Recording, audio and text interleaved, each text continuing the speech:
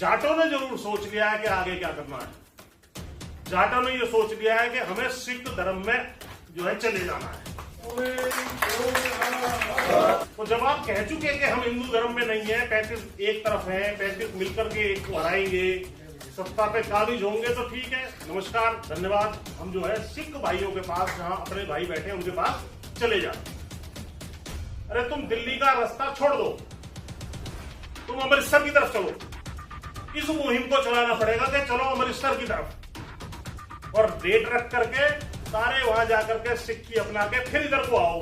ये रास्ते में ही आपके पैरों में पड़े दिखाई देंगे कि एमएसपी भी ले लो, और बताओ 2-4 जगह मुख्यमंत्री भी बनाने तुम्हारे, और भैया एससी भाइयों तुम्हें क्या चाहिए। ये स्थिति बन जाएगी इस देश के अंदर। और उनके चेले, तो भाई आपके पास हिंदू धर्म में वास्तव में है कौन?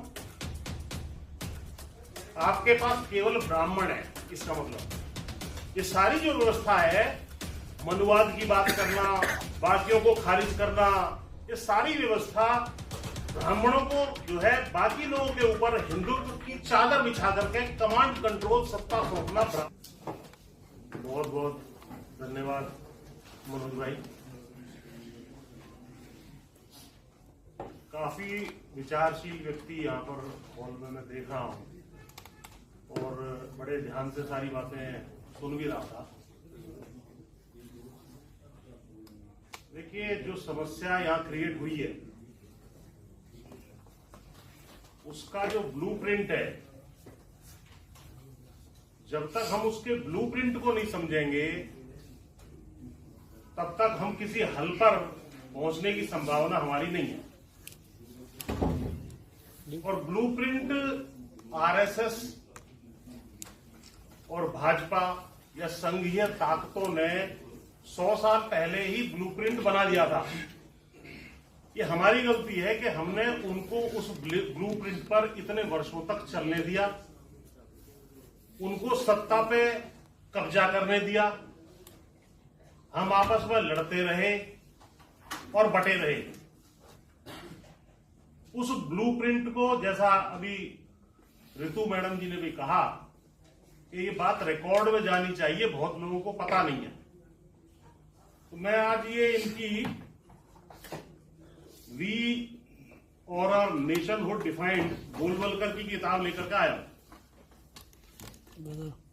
वैसे तो इसमें बहुत सारी चीजें हैं, लेकिन 2 चीजें पढ़ने लायक हैं और समझने लायक है। उसके मैं 2 पैराग्राफ पढ़ूंगा और उसको फिर जो है हिंदी में बताऊंगा। ये चैप्टर 5 में कहता है, Hindustan is the land of the Hindus and is the terra firma for the Hindu nation alone to flourish upon.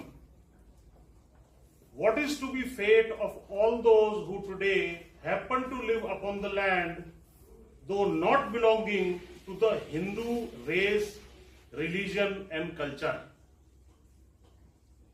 मायने कि हिंदुस्तान केवल हिंदुओं के लिए है, और हिंदुओं के अलावा जो बाकी हैं उसमें सारे आ गए। उनका क्या स्थान होना चाहिए, इस पर भी हमें विचार रखना है। आगे ये कहते हैं, those who fall outside the fivefold limits of that idea, इनका आइडिया है कि भाई हिंदू हैं, हिंदू कल्चर है, हिंदू लैंग्वेज है, रेस है, रिलीजन है। Those who fall outside the fivefold limits of that idea can have no place in the national life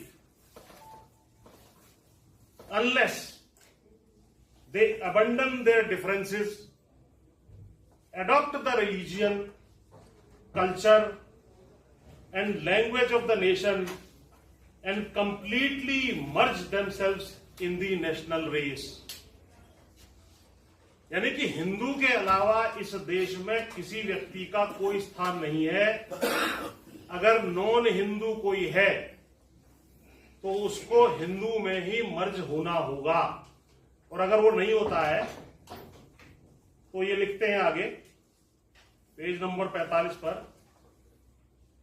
foreign races, इनको एक तरीके से foreign races in Hindustan must either adopt the Hindu culture and language, या तो Hindu culture और language को मान लो, must learn to respect and hold in reverence Hindu religion, Hindu धर्म का जो है आप सम्मान करें, must entertain no idea but those of the glorification of the Hindu race and culture, केवल हिंदू रेस और उसकी कल्चर की ग्लोरिफिकेशन वाला जो आइडिया वो आपको मानना है, that is of Hindu nation and must lose their separate existence to merge in the Hindu race. अपना जो आपका सेपरेट एग्जिस्टेंस है उसको समाप्त करके आपको हिंदू रेस में अगर हिंदुस्तान में रहना है तो मर्ज होना होगा, और यदि आप नहीं मर्ज होते हैं तो आगे लिखते हैं और may stay in the country wholly subordinated to the Hindu nation, अगर नहीं होते हो तो हिंदू नेशन के नीचे आपको जो है नीचे रहना पड़ेगा उनके। क्लेमिंग नथिंग, कोई आपका क्लेम नहीं बनता। डिजर्विंग नो प्रिविलेजेस, कोई आपके विशेषाधिकार नहीं है। Far less any preferential treatment, not even citizens rights, आपके नागरिक के रूप में भी कोई अधिकार नहीं है। ये नक्शा 1939 की जो है पुस्तक है, गोलवलकर जो इनके दूसरे जो है आरएस के सर संचालक हुए उनकी, और आगे इन्होंने वर्ण व्यवस्था होगी, मनुवाद होगा, उस सब चीजों के बारे में बताया है। तो जब अगला आदमी पहले नक्शा रख के डिक्लेयर करके उस रास्ते पे चल रहा है और कामयाब हो रहा है, तो ये कहना कि इसने ये कर दिया, इसने वो कर दिया, इसने हमें बांट दिया, इसमें आप लोग आश्चर्यचकित क्यों हो रहे? उसने तो लिखित में कहा है मैं ये करूंगा, इसको वो कर रहा है और इसमें वो कामयाब हो रहा है।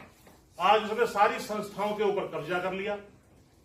वर्ण व्यवस्था में जो है ब्राह्मण है, क्षत्रिय है, वैश्य है, शूद्र है और बाकी आउटकास्ट भी है, उनका कोई स्थान नहीं होगा। इस बात को अच्छी तरह समझ लो।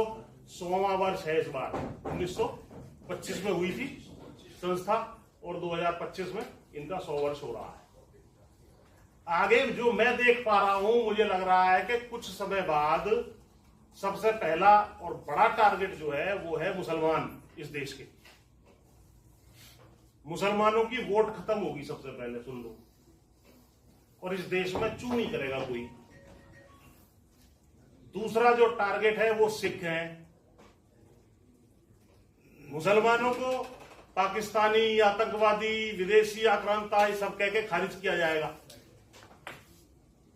और सिखों को ये खालिस्तानी है, अलगाववादी है। तीसरा बड़ा टारगेट है वो जो है शेड्यूल कास्ट और शेड्यूल ट्राइब, क्योंकि ये भी इनके हिंदुत्व के फोल्ड में फिट होने वाले नहीं है। और चौथा जो नया नया इन्होंने जोड़ा है पिछले 10 साल से, वो है जाट। लेकिन इस किताब में गोलवलकर को एक बात पता नहीं थी कि जब आप इतने 3-4 टारगेट खोल दोगे, मुसलमान के खिलाफ, सिख के खिलाफ, SC ST के खिलाफ और जाटों को भी उसी में डाल दोगे, तो ये बहुत डेडली कॉम्बिनेशन बन जाएगा। डेडली। इस कॉम्बिनेशन के सामने इनकी ये किताब फेल होने वाली है, मैं आपको बता रहा हूं। आपने केवल ये भाईचारा बनाना है, इसमें आप जाट कह लो या किसान बिरादरियां कह लो। जिस प्रकार से किसान यहां पर पिट रहे हैं और जिस तरीके से हरियाणा के चुनाव में इन्होंने 35 बनाम 1 का नारा दिया, जाट के अलावा जो डोमिनेंट कास्ट है, जो भी डोमिनेंट कास्ट है, जो इनके हिंदुत्व के प्रोजेक्ट के सामने खड़ी हो सकती हैं, लड़ सकती हैं, चाहे इसको पश्चिम यूपी से लेके हरियाणा, पंजाब, राजस्थान, ये सारा एरिया जिसको आम भाषा में जाटलैंड कह देते हैं। मैं किसी एक जाति से नहीं कह रहा, लेकिन जाटलैंड उसको आम भाषा में कहते हैं, ये मीडिया वाले कहते हैं, मेरा कोई शब्द नहीं है। तो उसमें 35 बनाम 1, यानी कि 35 बिरादरी एक तरफ है, जाट एक तरफ है। तो हमने सबसे पहले तो ये कहा कि बहुत बहुत धन्यवाद, आपने जाट को बता दिया कि जाट यानी कि हिंदू है नहीं। भाई जाट यदि हिंदू नहीं है तो हमारे भाई जो बैठे हुए हैं सिख धर्म में, पहला जो मैडम भी कह रही थी कि भाई और लोग भी कह रहे थे कि ये नहीं पता लगता कि आगे क्या करें। जाटों ने जरूर सोच लिया है कि आगे क्या करना है। जाटों ने ये सोच लिया है कि हमें सिख धर्म में जो है चले जाना है।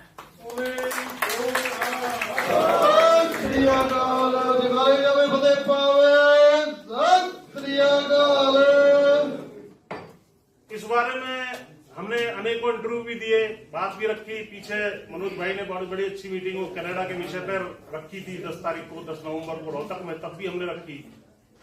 तो जब आप कह चुके कि हम हिंदू धर्म में नहीं है, 35 एक तरफ है, 35 मिलकर के एक को हराएंगे, सत्ता पे काबिज होंगे, तो ठीक है, नमस्कार, धन्यवाद। हम जो है सिख भाइयों के पास, जहां अपने भाई बैठे हैं उनके पास चले जाते हैं।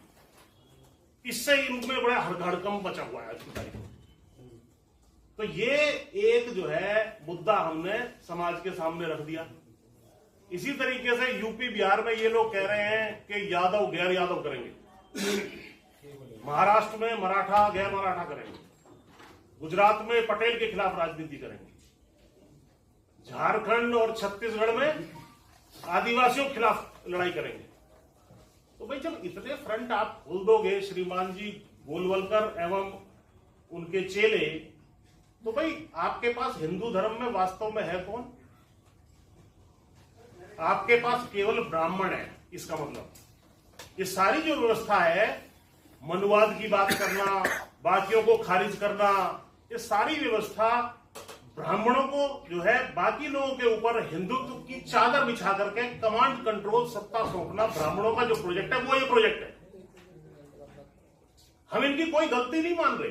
देखो, जो आदमी जिस प्रोजेक्ट को नक्शा बता के, नोटिफाई करके, किताब कहीं कहीं लिख करके चल रहा उस रास्ते पर, और वो कामयाब इसलिए हुआ क्योंकि हमने अपनी आंख नहीं खोली।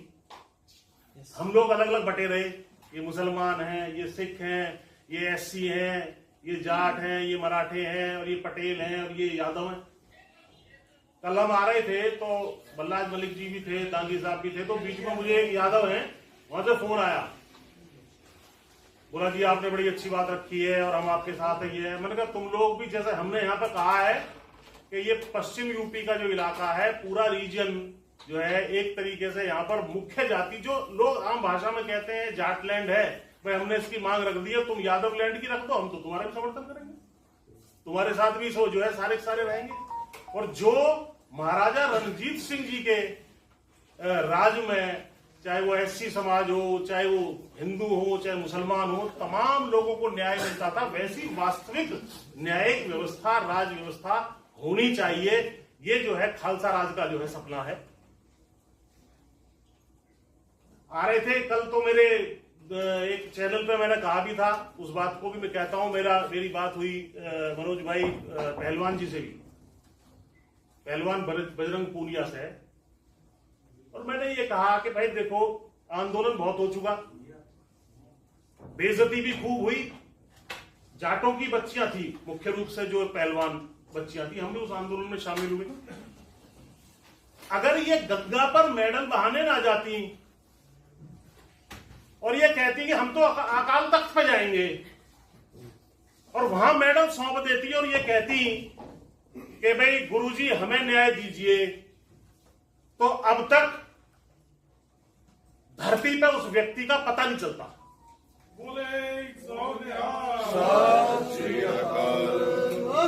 खालसा फौजें खुद ही न्याय कर देती, या तो वो खुद आ जाता। अभी उनका न्याय देखा ना, सुखबीर बादल जी खड़े हैं, वो पूछते हैं भाई तूने लड़कियों के साथ किया? हाँ जी किया, तो तुझे ये सजा देगी, या तो तू आ जा, नहीं तो हमारे।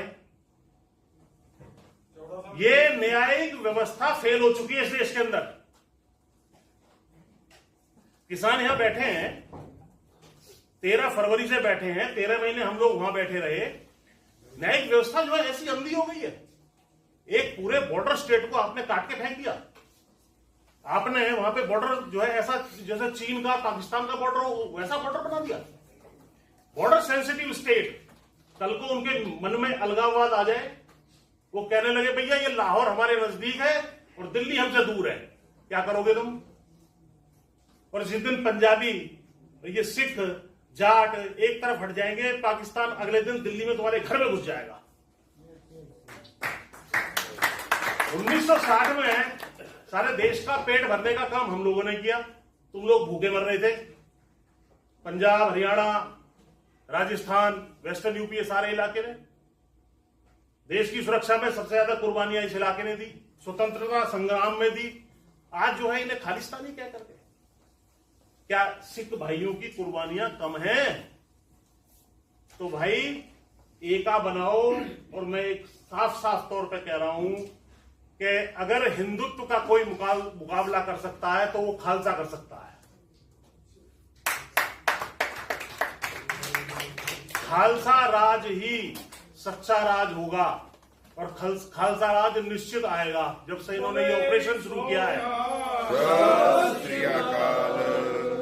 जब से इन्होंने ये ऑपरेशन शुरू किया है भाई, मुसलमानों तक बात खत्म नहीं हो रही है।